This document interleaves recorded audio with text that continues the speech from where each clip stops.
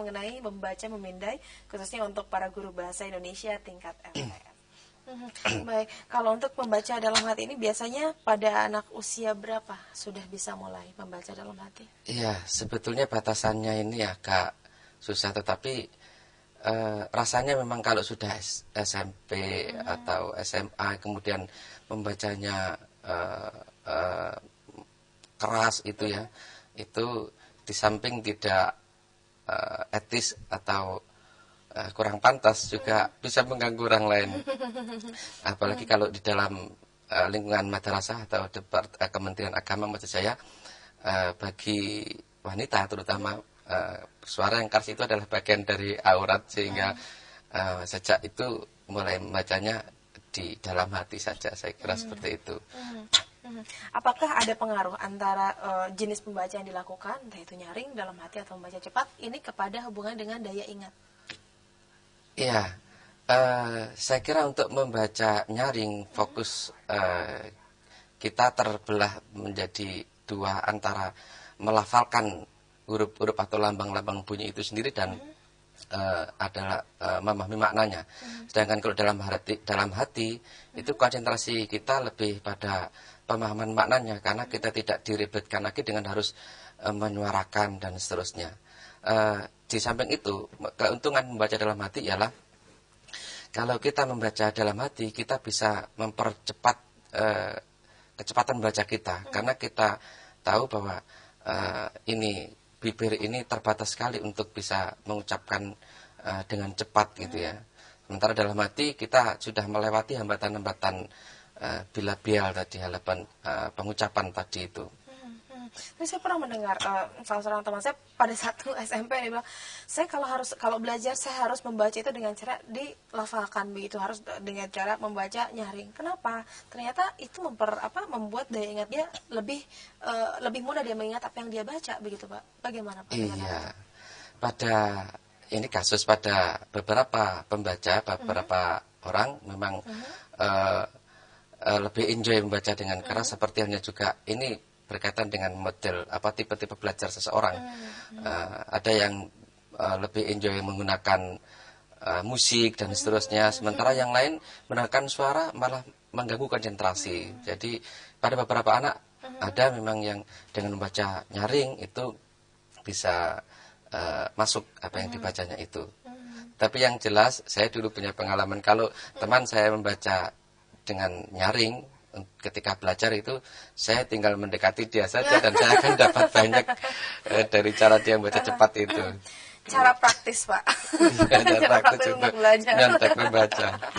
Oke, itu kemudian jenis-jenis membaca ya, ada 3 macam lah. Tadi yang terakhir adalah cara membaca dengan cara yang cepat, dan itu dibagi lagi menjadi 2, memindai dan layap. Nah, ini dia. Jadi topik bahasan kita kali ini adalah membaca memindai. Apa sebenarnya, Pak, membaca memindai itu? Iya, membaca memindai ini bagian dari membaca cepat.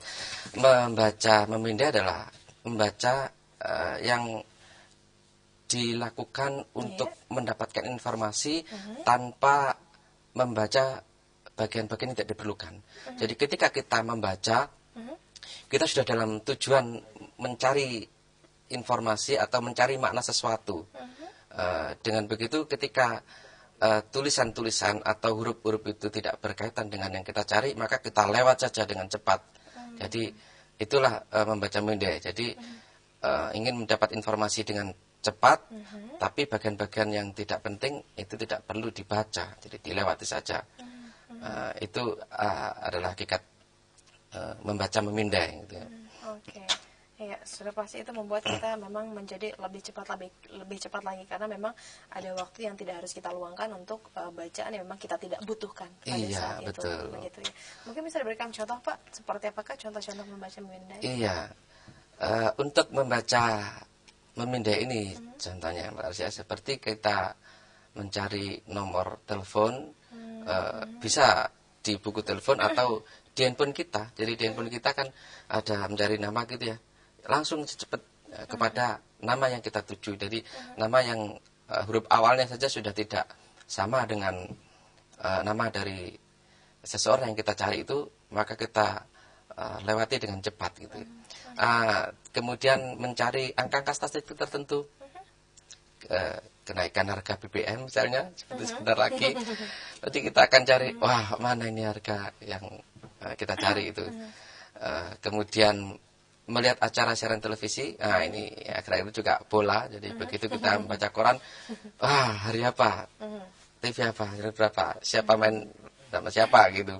Nah itu membaca cepat. Dan yang berikutnya adalah mencari makanan seperti membaca menu. Ketika kita di restoran itu kan kita langsung cepat saja. Jadi kalau kita mencari daftar minuman, kita tidak perlu lagi nengok daftar makanan, tapi kita langsung saja ke minuman itu. Dan iya langsung spesifik itu. Juga ini akhir-akhir ini kan juga ada pengumuman di online ya untuk pendaftaran dari SMP ke SMA atau dari SMA ke mahasiswa, itu juga itu langsung cari namanya sendiri, nama-nama yang tidak berkaitan dengan namanya lewat saja. Nah, seperti itu, melihat pengumuman itu juga contoh-contoh dari membaca cepat. Dan yang lebih penting lagi ini mencari kata dalam kamus ini juga begitu. Jadi langsung cari huruf apa huruf depannya dan kita cari. Iya, baik Pak. Dan untuk Anda, para guru Bahasa Indonesia tingkat MTS, silakan bergabung di line telepon 12 0800 140 30 46, karena nantinya setiap pertanyaan yang diajukan akan diberikan jawaban oleh Bapak Jamal. Beliau adalah salah seorang widya iswara di Balai Diklat Keagamaan Surabaya. Kita masih terus membahas mengenai membaca, memindai.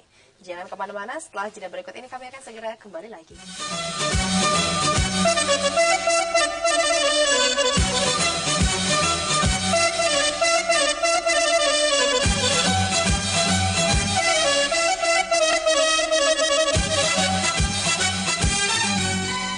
Larasati Nur Rahma masih terus bersama Anda dalam Diklat Jarak Jauh bersama Balai Diklat Keagamaan Surabaya. Saya masih terus bersama Bapak Jamal dan kita juga masih membahas mengenai membaca, memindai ya, yang termasuk ke dalam jenis membaca cepat ya. Ada dua tadi jenis membaca cepat, juga ada dua.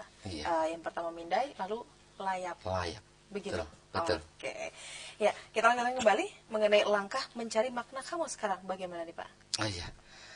Sebelum mencari langkah mencari makna dalam kamus, saya ingin mohon maaf memberi sisipan tadi bahwa di antara pembagian jenis-jenis membaca tadi itu, sebenarnya kalau menurut saya membaca itu hanya membaca permulaan dan membaca lanjut. Tapi membaca lanjut ini ada dua. Jadi membaca permulaan itu sebatas pada bagaimana membunyikan lambang-lambang huruf itu, masih belum dikaitkan dengan makna. Seperti halnya kalau anak masih TK kan tahunya bahwa ini P, tapi dia nggak tahu P itu artinya apa.